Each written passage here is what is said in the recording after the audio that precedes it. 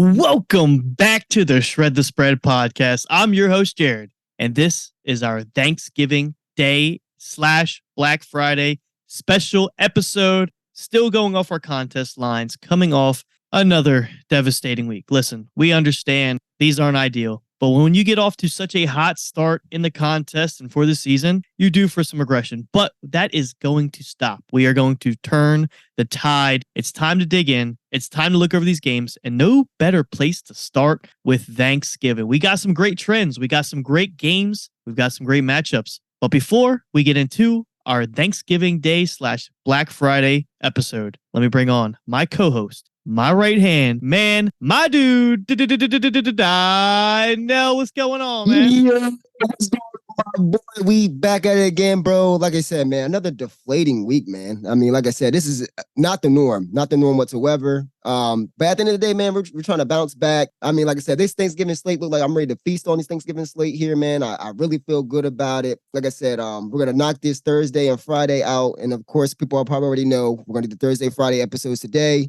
and transition to Sunday episodes on later on in the week, probably Friday, Saturday morning. So, man, let's dive into it, man. Let's get rid of it, bro. Yeah, we're just going over the 4 games for Thursday and Friday. We're not going to tell you guys whether we played it in our contest today or not. Maybe if something on the fly, if Donnell and I can come to a consensus during this episode, you'll get to hear it. But as of right now, we don't have our selection set. So if we do decide to play one of these games, I will tweet it out on our Twitter page. You can follow that at @ShredTheSpread_. For those of you who are keeping up with our contest plays, we are still 12 wins above 500 in the contest, even after such a cold last 2 weeks. But that just shows you how hot we started. But we're killing it. Yeah, we have 4 games, obviously 3 on Thanksgiving. There's a lot of trends we want to get to, a lot of information. Truthfully, Thanksgiving Day should be easy. If everything goes as it should, Thanksgiving Day should go easy. I don't see why we don't easily go 2-1. I believe we're going to go 3-0. I like all these spots just on Thanksgiving. Black Friday is another, animal in itself, but I do personally like these 3 games. I have money on all 3 of these games, as a lot of people do. There's been a lot of public movement lately. As you can tell by the number in the contest, that won't match the standard book play, but we do go off our contest plays because that is what this podcast revolves around. But enough chitting and chatting. Let's get into the first week on Thanksgiving. All right, here we go. So in all likelihood, Deshaun Jackson's going to at least get a return. Deshaun Jackson gets a block! Are you kidding? Way downtown. Bang! Bang! Oh, what a shot from Curry! That is a disgusting act by Randy Moss. The first game on Thanksgiving is the Packers traveling to the Lions. The Lions are 7.5 home favorites. 2 things. The division game, 3 things. It's a division game. The Lions are coming off of a win that technically they fucking snuck out. They should have lost that game. The Bears just did what the Bears do, and they throw in the towel. They don't close the game out. But Donnell's and I's favorite thing about this Lions team, we've got Jared Goff at home. The fish is in the fish bowl with fresh water. And truthfully, I think this is such a smash spot for the Lions. You don't have Aaron Jones over there for the Packers. It's going to be a steady dose of Romeo Doubs and Christian Watson. I love this spot for the Lions. You've got David Montgomery back healthy. You've got Jahmyr Gibbs, who has been going with this time. I mean, it's kind of needed with David Montgomery being out. You saw Gibbs kind of step up to the plate. He's a little bit more comfortable in that offense. And you got Amon-Ra St. Brown, obviously just running over the middle of the field, making plays, one of the best receivers in the league to this day. And then you have the rookie, Sam Laporta. I mean, my gosh, he's a receptions machine over the middle of the field. He draws the linebackers, the safety help. He is drawing a lot of attention now. So that opens up the field for the rest of the playmakers. I like the Lions that's -7.5 at the spot, Dino. What do you think? Yeah, no doubt. A lot of things considered with last week. The Packers found a good success last week. Jordan Love probably had his best game in his young career, 322 passing yards, 2 touchdowns. But I want to pump the brakes on that, considering the fact that that game was at home, at Lambeau, in the cold, in their environment. So they had a kind of an advantage here. We're in Detroit.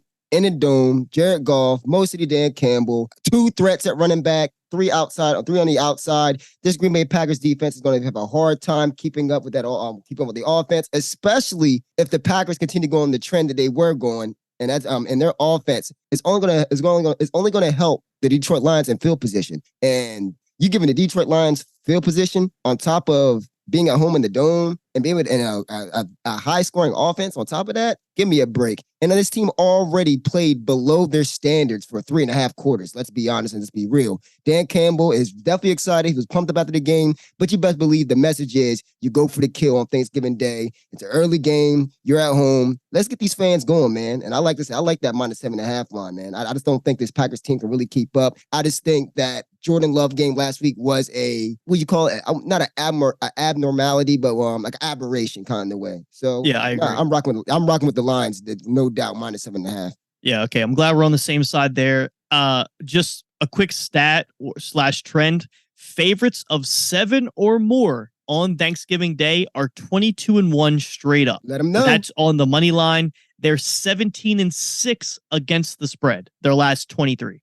So trends are in our favor. Obviously, Lions, a beautiful teaser spot. The stats and trends show it. 22-1 straight up. You could easily tease that down with another game that we could speak of here. But yes, I love the Lions in the spot. I think it's a smash spot. I like the Lions up to double digits. I've actually played the alternate line up to -9.5. Get it at +118, I believe. There's 2 props I like for this game. One, Jordan Love to throw an interception. I think it's perfect game script. Lions go up. Packers are playing from behind. Jordan Love, surprisingly, obviously Aaron Jones not out there. He's going to be stepping back, dropping back, making more passes.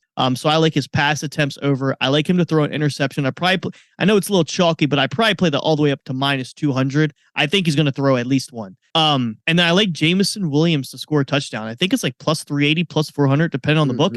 That's insane value for a guy running out the slot. He's seeing, a decent target share in the red zone. So I think the Lions are in a good spot. I think they put up points. I think there's going to be maybe at least 4 touchdowns from the Lions. I can see Jamison Williams getting one in there. I love it, my guy. I love it.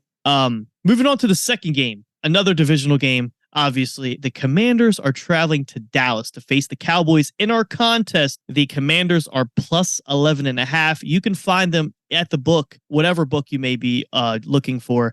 +12.5. I think there's one book at +13. Obviously, that's an insane number. This is just how Thanksgiving Day goes.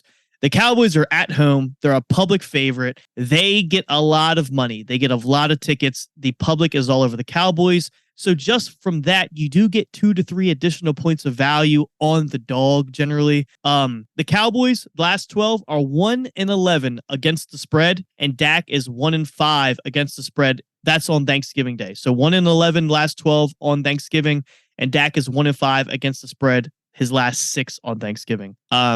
Dude, I mean, even if this wasn't Thanksgiving, if this was a normal game in the regular season, right? Not saying this isn't, but any other day of the week, any other week, I would still play the Commanders. Obviously, we have the stats and trends to back us on this Commanders pick. I just think these are 2 teams that just generally have a close game. Very rarely do either of these teams blow each other out. That's just how this NFC East goes, with the exception of the Giants and the Cowboys. I like the Commanders in the spot. I didn't make a straight bet on the Commanders. I did throw them in teasers, and alternate spread bets. I did not single-handedly bet the Commanders because I think this number is going to continue to run, as we've seen all day.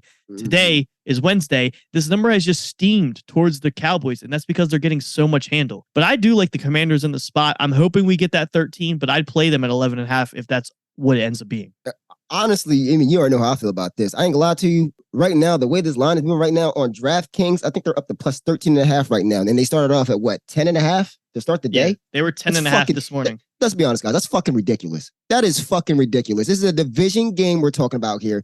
On Thanksgiving Day, let me give you a fun stat. The Commanders, the last time the Cowboys and the Commanders played, the last 2 times the Commanders won outright. against the Cowboys on both times. Now, granted, in those games, that was the pre-Dak Prescott era in 2012. That was when RG3 came on the Thanksgiving and won that game. And then another one was, when Dak Prescott was hurt and Cooper Rush was starting. When I think Dak Prescott was hurt, and then the Commanders absolutely just floored them, completely swept them off the floor. Antonio Gibson had 3 touchdowns. Honestly, like I said, this is a division game, guys. And you know what the Commanders do? The Commanders might not win, but boy, they do keep it close. I think the one bad game they really had was against the Buffalo Bills. But other than that, man, let's be real. This Cowboys and Commanders, the Cowboys-Commanders matchup, think of it as like the Commanders and the Giants matchup, right? No matter how fucking bad the line is, man, that's going to be a tough game. It's going to be a grind-out game. I get it. It's in Dallas, and Dallas beats up on bad teams. But I'm going to tell you what, this Commanders team has definitely the most offensive talent, I would say, than any of those teams that the Cowboys beat. Now, you could say the Chargers, when they beat the Chargers and Justin Herbert and this, that, and the fourth. But honestly, guys, this is going to be a hard-fought game. One prop I really do like here is Brian Robinson, anytime touchdown. He's catching the ball right now. He's running the ball right now. He's kind of like the mainstay of the offense. Eric Bieniemy loves the screen game. Loves the screen game. And I feel like that's going to be a nice way to open up the offense against the Dallas Cowboys. But yeah, man. Like I said, the line's at plus 13.5 at this point. It's fucking ridiculous to me in my eyes. So you already know me. I love my Commanders at plus 11.5, all coaching aside, Ron Rivera. But that's what we're going to roll with that. We're going to roll with that. Yeah, I agree with Donnell. Yeah, he's right. This number is still steaming. It's actually, it's up to 13.5 on several books, public books too. These aren't books you got to dig for. These are very public books. Yeah, so I love the Commanders. I'm going to hope this gets to 14. If this gets to 14, that's just ridiculous. Yeah, come on. That means come that's on, just, guys. we're not, we got to follow these trends. 1-11 their last 12. Dak's 1-5 his last 6. Even last year, if you guys remember correctly, we were on the Giants.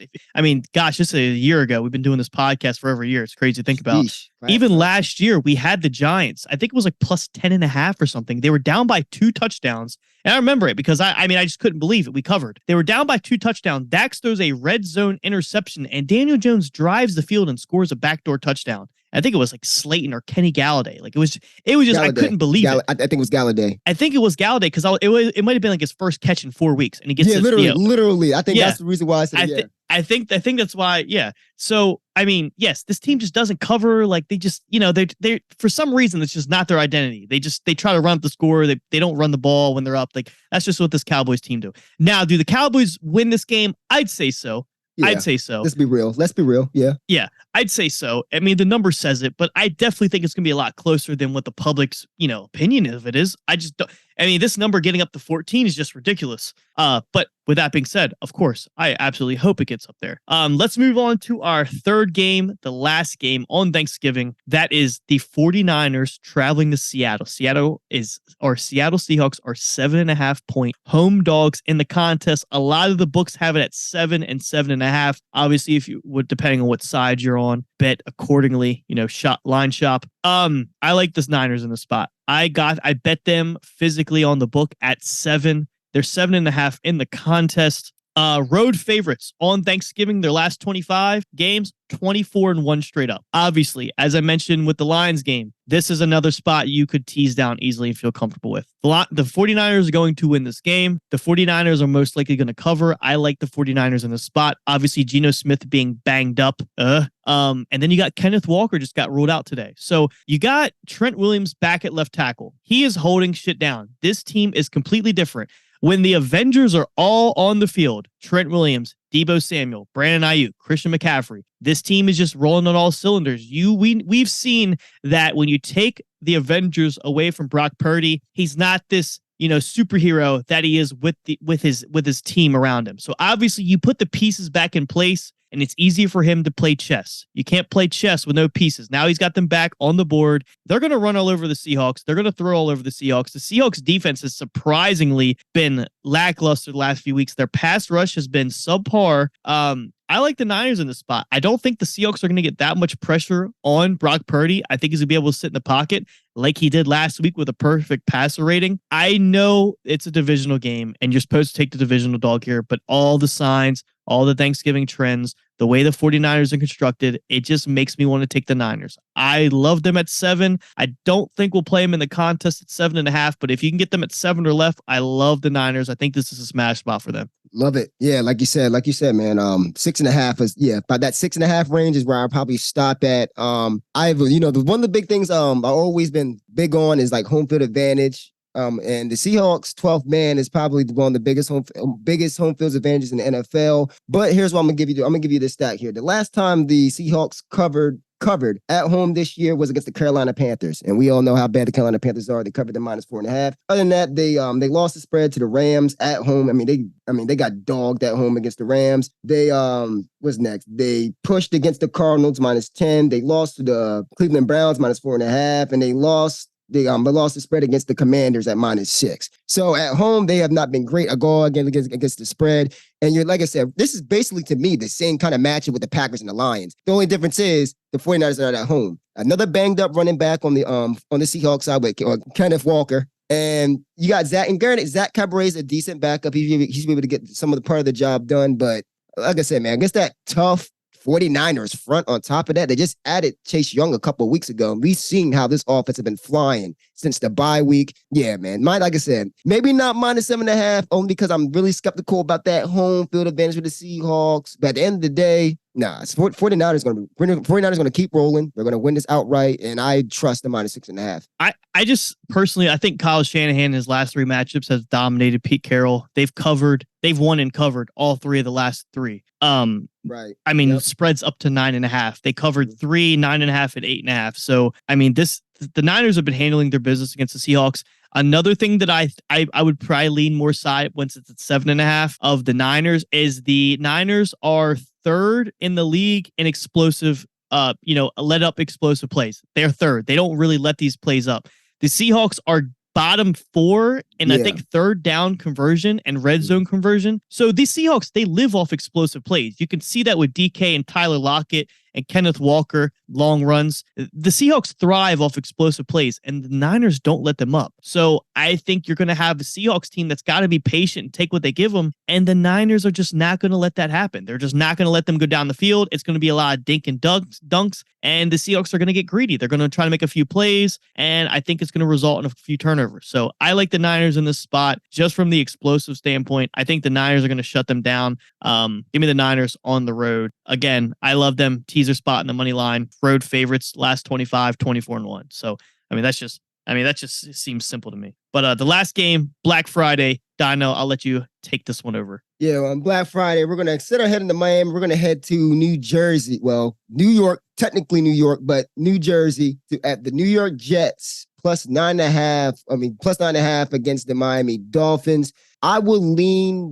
Funny enough, I will lean more towards the Dolphins here, only considering the fact that I don't know what the fuck Tim Boyle's going to do. And the last time I seen up there, like you said, Jared brought it up. Me and Jared was discussing a little bit before the podcast today. Who is Tim Boyle? And Tim Boyle in college, 10 touchdowns, 26 interceptions? The fuck are we talking about here? And you seen the way that defense is playing with Jalen Ramsey back now, and Jalen Ramsey has been an immediate impact since coming back from that injury. And I told you guys, with Jalen Ramsey in that secondary, this Dolphins team has potential to win this division straight out, even past the Bills. And I still believe that now. Honestly, I feel like the Dolphins may run away with this. Now, like I said, that Jets defense is tough. It definitely is tough, but we've seen it before and over again. When you constantly put any defense, not even just the Jets defense, any defense in precarious situations to where field positions of a factor and to the point where you don't put up any points, it's kind of hard for them. It's kind of hard to succeed, man. It's really hard to succeed. And like I said, this Dolphins team definitely needs this division win. Definitely needs the division win to keep ahead of the Buffalo Bills because they got the head-to-head matchup right now as it is. I don't see this train stopping. I really don't see this train stopping. A-Chain got banged up a little bit last week. That was just they held him back because of a precautionary issue. I expect him to be back, and I expect that speed to be in full effect on Friday night, man. Get a little Black Friday sale going on. I would lean more towards Dolphins minus 9.5. Yeah, the Jets have just broken my whole heart all year. Last year too. Don't get it twisted. They had one miraculous cover when we took them against the Chiefs, and that was probably Zach Wilson's best game of his career. Literally. I don't know. The Dolphins last week kind of screwed us. They should have covered. Yeah. They just, points. No touchdowns in the second half, and they were getting into the red zone. They got in the red zone 4 times, and they kicked field goals, and they had a turnover on downs. So, I mean, if the Dolphins cover last week, what are they? 11-point favorites? 12 maybe? Yeah. So I think you are getting a little bit of value on the Dolphins. They're just under 10 in the contest. The only thing that's iffy, which Dino and I know, we love backing Tua at home, but on the road against this really good defense, that is kind of a little iffy. This definitely is. I don't see this being a contest play at all by any means. At all. The one prop that I do like from this game is Tim Boyle over passing attempts. They're going to be losing. He's anti-mobile. He's the opposite of a mobile quarterback. He's anti-mobile. He's going to step back and then he's just going to pass a lot. We saw Zach Wilson. He passed a lot. Breece Hall with dump offs. Like, they can't run the ball because they're in 2nd and 3rd and long every single possession. So they have to drop back and attempt to make a play. So I like Tim Boyle over passing attempts. I think he gets to that easily. I have him somewhere around 30. I think his line's set at 26.5. It's not like he's going to be out there on a short leash. If they're putting him out there because they're out on Zach Wilson, it's not like he goes out there, has a bad quarter, and they just throw Zach Wilson back in. The reason he's even getting an opportunity is because Zach Wilson has shown that he just doesn't have anything in the tank for them. So he's at least going to be able to get his prop number, in my opinion. And like I said, they're going to be losing. It's positive game script for that prop. I think the Dolphins win. Do they cover? I'm not sure. I think that's why we're going to stay away from this one. But that's a prop I like out of this game. I just don't know. Like, the Dolphins win, but who knows by how much is the problem. Breece Hall receiving yards. That's my favorite prop this week. Breece Hall receiving yards. With that secondary flying around like that, and like I said, we don't know what Tim Boyle's capability really is. They're going to depend a lot on Breece Hall to get this offense, just like they did with Zach Wilson. Like I said, they depend on Breece Hall a majority of the goddamn time. So, yeah, that's my favorite play this week. Definitely my favorite play. So there's 2 props for you guys. So Dino consensus, he and I like the Lions. We like the Commanders a little bit. I guess the Niners and Seahawks, it depends on the number you get. Yeah, obviously, right. I think there's 7s out there. So if you can get it at 7, I love it at a 7. And then we're probably just going to stay away from this Dolphins Jets. It's probably a little bit of propage. So those have been the 4 games for Thanksgiving and Black Friday. Obviously, we'll be back on Friday, Saturday, somewhere around there. We may break down the rest of the games, but more so, if anything, it'll be extremely brief, and we'll have to give you guys our 5 picks for the contest. Again, these plays are potential contest plays. We have not decided. We're probably going to talk upon ourselves tonight and determine whether or not we want to play one of these for the contest. Again, that is why you should follow us on Twitter at @ShredTheSpread_. We will tweet out whether or not any of these will be in our contest. Obviously, these have to be locked by 12 o'clock noon tomorrow, Thanksgiving. But yeah, so those are our four games that we're going to cover in this episode. Be sure to check back Saturday night potentially for our best bets episode. Those are where you'll get a brief preview of the rest of the games, as well as our 5 picks for this upcoming contest week. Dino, before we get out of here, would you like to say anything to the listeners? Oh, no. So, the same thing every week, knuckleheads. Bet responsibly, bet safe. Hey, man, enjoy that turkey, stuffing, whatever you guys like to eat on Thanksgiving. Enjoy that, guys. Really get the time to really sit back, enjoy your family, and enjoy some good football, man. Like you said, put some money on, have a nice little thrill, nice little roller coaster ride while you eating your turkey and stuff like that, man. And try not to fall asleep, when you eat that goddamn turkey. You know me. Once I eat that turkey and that first about 2-3 plates in, I'm gone. That's it, man. So, hey, man, just have fun. Enjoy yourselves. Stay safe out there, please, because you know how the holiday season gets out in traffic. Just enjoy yourselves tomorrow. Yeah, he said it best. Happy Thanksgiving to everybody who celebrates. I know we have some international listeners, so some of you guys might not. Right. You guys just watch it for the football. But yeah, we are extremely thankful for each and every one of you who tune in every single week and follow the podcast. We are continuously growing, and we are extremely thankful and grateful for that opportunity. Yes, we love doing this for you guys. This is actually in 2 weeks, the last 2 weeks, ironically, Dino and I, this has been our worst 2 weeks betting together since we've done this podcast. I swear, bro. It feels wrong. It feels wrong. And it's just so coincidentally the 2 weeks that we weren't able to get together for our preview show. But obviously, we have done our preview show. We've done our due diligence. We've done that this week. So we're back. We're looking to bounce back. This is a really good week for picks. We'll definitely have to dig into it.